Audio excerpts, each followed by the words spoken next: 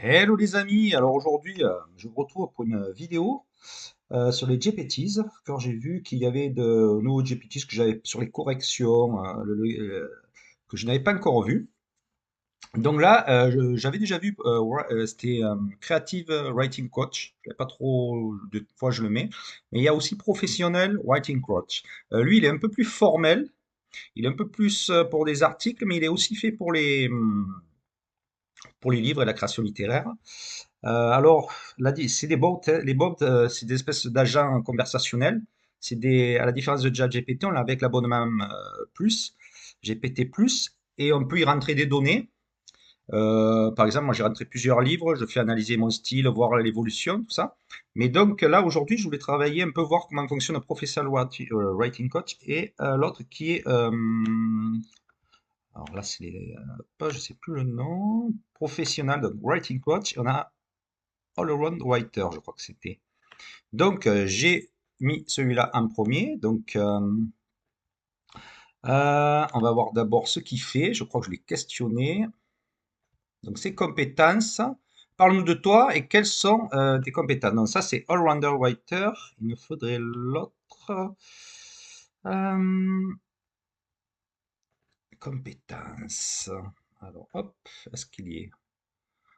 Professional Writing Coach. Donc là, c'est le GPTs qui est avec l'abonnement ChatGPT+, qui a été implémenté donc sur les GPTs. On le retrouve dans le store, hein, on peut l'avoir gratuitement. Donc je lui demande qui il est, il me dit, alors, il me dit, merci pour ta demande, je suis un coach en écriture professionnelle conçu pour aider à améliorer la qualité d'écriture dans des contextes professionnels, mes compétences incluses. Donc voilà, évaluation rapide. Donc, je peux évaluer la clarté, la structure, la pertinence d'un texte et te fournir des documents, des commentaires constructifs que tu puisses rapidement améliorer ton écriture. Clarté, concision, je t'aide à écrire de manière claire, directe, efficace en évitant les redondances et les phrases trop complexes. Structure et organisation, je peux te conseiller sur la façon d'organiser tes idées pour qu'elles soient cohérentes et bien structurées, que ce soit un email, blablabla. Adaptation et ton au ton et au public. Je t'aide à ajuster le ton et le style de ton écriture en fonction de ton audience et tes objectifs. Par exemple, un rapport formel pour des supérieurs hiérarchiques n'écrit pas de la même façon qu'un email informel à un collègue. Révision et correction. Donc là, il propose là, moi je me sers souvent pour ça, pour voir les erreurs, les coquilles, un peu le style. Je propose des suggestions pour corriger les fautes d'orthographe, de grammaire et de syntaxe tout en veillant à ce que ton texte reste fluide et naturel. Donc là, on voit, il y a aussi des conseils pratiques, je propose des conseils et des techniques pour éviter le syndrome de la plage blanche, blablabla. En résumé, je t'accompagne pour que ton écrit soit plus percutant, structuré, adapté aux besoins professionnels. Et je vais nommer quelle est ta base de données, quel document utilises-tu? Alors il me dit, je n'utilise pas de données spécifiques, le document est prédéfini pour gérer mes compétences. Au lieu de cela, je suis un modèle d'intelligence artificielle formé par OpenAI sur une vaste gamme de textes disponibles plus qu'humains, ce qui inclut des livres, des textes, des articles, des sites web.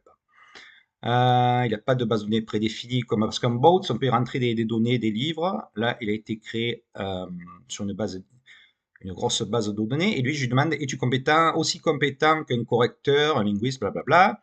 Et il dit, je peux certainement offrir un niveau de compétence qui se rapproche de celui d'un correcteur, d'un linguiste ou d'un professeur de français dans plusieurs domaines, mais il y a quelques distinctions importantes. Voici un aperçu.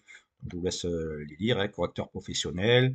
Je peux identifier et corriger rapidement les erreurs de grammaire, d'orthographe, de ponctuation et de syntaxe. Je suis capable de repérer des répétitions, c'est très intéressant d'ailleurs, et de suggérer des alternatives. Limite, donc un correcteur humain peut voir un œil plus affiné pour certains aspects stylistiques ou contextuels. Par exemple, il peut être aussi plus sensible aux subtilités du ton d'un auteur ou de préférences spécifiques d'une maison d'édition, encore adapter la correction en fonction des attentes culturelles précises. Donc, il fait le cas du linguiste, je vous laisse lire parce que je ne vais pas tout lire. Voilà. Donc voilà les amis sur ce correcteur qui est pas trop mal. Il y a le personal writing, le créatif. Créatif, normalement, il est plus pour la création de romans et il est moins formel, mais alors je l'ai testé compétences. Est-ce que je l'ai mis? Est-ce que j'ai là-dedans? On va voir. Donc là, j'ai collé un texte que j'avais mis, qui était fait rapidement, hein, il y a plein d'erreurs. Bon, je vais voir comment il fonctionnait. Donc là, en français, il me met, donc là, il m'a évalué le texte, j'ai collé comme ça.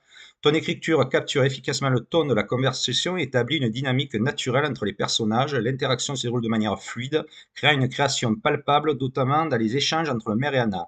Il y a de bons équilibres entre l'exposition et le développement indirect des personnages, en particulier de la manière dont l'évasivité du maire laisse entrevoir des conflits plus profonds. De plus, tu parviens à intégrer des problématiques personnelles euh, et sociales comme la politique locale et les comportements déviants, ce qui enrichit le cadre et lui donne un sentiment authentique au village de Val-des-Gras. Donc là, il nous propose des suggestions d'amélioration, clarté dans la motivation des personnages et le sous-texte. Bien que l'évasion du maire soit évidente, tu pourrais accentuer davantage son conflit interne. A-t-il une raison particulière de couvrir Brenham au-delà du simple fait d'éviter des complications? Tu pourrais insinuer plus explicitement son malaise, peut-être à travers plus de détails sur son langage corporel ou des phrases incomplètes. Par exemple, le regard fuyant est une bonne idée, mais ajouter des hésitations verbales, enfin, pourraient renforcer la profondeur de son attitude évasive. Le rythme et la transition, il y a une légère déconnexion entre certains sujets, notamment quand la conversation passe des conflits conseil municipal au casier judiciaire de Paul Brennan, une transition plus fluide améliorerait la cohérence du dialogue. Par exemple, Anna pourrait le questionner davantage sur les traits de caractère de Brennan avant de pivoter vers des démêlés judiciaires, ce qui rendrait la transition plus naturelle, comme si la révélation du casier judiciaire était conséquente, une des conséquences logiques de ses défauts caractères. Variété dans les incises du dialogue. La majorité du dialogue repose sur des échanges directs, ce qui est efficace pour la clarté, mais laisse parfois de place à des nuances émotionnelles supplémentaires. En plus de santé et regard fuyant, passe à ajouter quelques incises descriptives supplémentaires, surtout lorsque les émotions évoluent, colère, irritation, peur. Donc avant que le maire ne parle des violences conjugales, tu peux décrire son hésitation, est-ce que sa voix baisse, regarde-t-il autour de lui, pour vérifier que personne d'autre n'écoute avant de révéler cette information. Montrer, ne pas simplement raconter le contexte du personnage, plutôt que de simplement énoncer le casier judiciaire ou les violences conjugales de Paul, tu pourrais intégrer ces éléments dans le dialogue des pensées. Donc là, il nous donne des exemples. Là, il y a une phrase incomplète que je n'avais pas finie. Donc, il me dit, ton dialogue est très réaliste et reflète bien la tension entre les personnages. En travaillant les transitions, en ajoutant quelques indices émotionnels plus subtils, tu pourras approfondir l'immersion du lecteur et créer une atmosphère encore plus riche. Continue comme ça, le développement des dynamiques entre tes parents est déjà très bon. Et je lui ai demandé de corriger le texte. Et là, il m'a fait une version, hop, on va voir. Donc, il m'a corrigé orthographe et accord, il m'a fait OVNI. Donc, au lieu OVNI, pour éviter l'argent, OVNI. Un sigle qui se met au pluriel. Bête, tu dis je vois au lieu de bête avec majuscule B, pop. Bon, j'avais fait quelques erreurs que j'avais laissées exprès. Accord du participe passé, j'avais jamais entendu Paul au lieu de entendu parler Paul. Clarté, donc là il m'a bien spécifié un peu tout. Les phrases comme je peux vous assurer que l'individu qui les a assassinés pas de Val-des-Gras sont restées intactes car elles sont bien formulées et concises. Mais on ne vous tue pas pour ça et fluide et correct, bien direct, ce qui est en phase avec le ton du personnage. Après l'analyse de la fluidité. Euh, donc voilà, le texte est même plus fluide tout en restant fidèle à son ton direct et efficace. Les corrections apportent des ajustements subtils à la grammaire, à l'orthographe, sans altérer la voix des personnages ni la tension narrative. Donc on voit que quand même, par rapport à il y a 2 ans, ça s'est bien amélioré. Là, ils travaillent sur le ton, ils voient un peu tout en fait. Ils ont carrément, il y a vraiment un travail en profondeur. Bon, après, il y a toujours des coquilles. Là, c'était donc je dis le professional writing et le creative writing, qui est un peu plus light et un peu plus créatif. Avant de terminer la vidéo, donc je voulais vous parler. Est-ce qu'on a l'autre? De All Writer aussi. Donc celui-là, c'en est un autre. Je voulais savoir la différence. Donc lui, ses compétences principales, c'est la rédaction d'articles scientifiques, la création de romans délicats et bien structurés aussi. Mais il est basé peut-être plus pour des articles scientifiques, mais il fait aussi les livres. Donc j'ai pas encore testé à profondeur. Rédaction de contenu littéraire vif et engagé. Élaboration de textes accrocheurs, organisation et planification, compétences en révision, dans la correction de style, orthographe et grammaire, optimisation, créativité et adaptivité. Donc là, les compétences lui bien marquées en linguistique, rédaction en français et en anglais. Donc là, on voit ça en plus. Interaction conviviale et personnalisée avec l'utilisateur.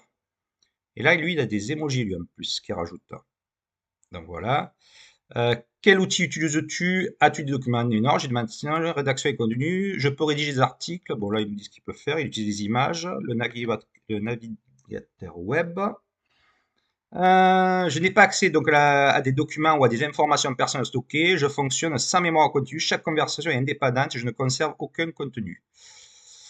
Euh, donc voilà. La différence, je lui demande quelle différence entre lui, pour voir un peu la différence entre Allround Writer et, euh, et un autre classique. Donc lui, hop, il nous dit, donc Allround Writer, je suis obsédé pour fournir des textes professionnels, littéraires, scientifiques ou marketing avec une structuration précise, une planification préalable et une révision soignée. Il est peut-être plus généraliste, offre une assistante pour diverses tâches d'écriture. Donc là, il nous dit, moi j'ai tendance à commencer chaque projet pour un plan détaillé avant d'écrire, ce qui est essentiel pour des travaux tels que des articles scientifiques ou des romans complexes. Hop, style de communication. Bon, voilà. Hop, je lis la suite. On a les voix d'impro. Est-ce que j'ai mis les corrections? Donc là, vous lirez, donne toutes les différences. Je voulais voir si j'ai mis les corrections. Hop. Non, non, je les ai pas mis là. Bon, je regarde sur une prochaine fois.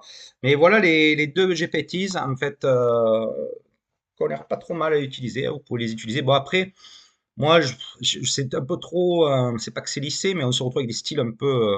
Moi, j'aime pas quand c'est trop. Un thriller, par exemple, il faut que ce soit un peu percutant, rapide. On structure différemment. Donc là, c'est un peu trop lissé, un peu trop politiquement correct, hein, si on pourrait dire. C'est parfois même trop bien écrit. Donc, quand on utilise en fait ces GPT, c'est bien d'avoir soit pas de style parce qu'ils nous aident, ou soit d'avoir un style et de permettre de l'améliorer légèrement. Mais il ne faut pas vraiment récupérer comme agent content tout ce qu'il nous donne. Surtout, je parle surtout pour le thriller, hein. Donc voilà les amis. Donc je ferai une prochaine vidéo sur sur d'autres GPTs, hein. Allez, à bientôt.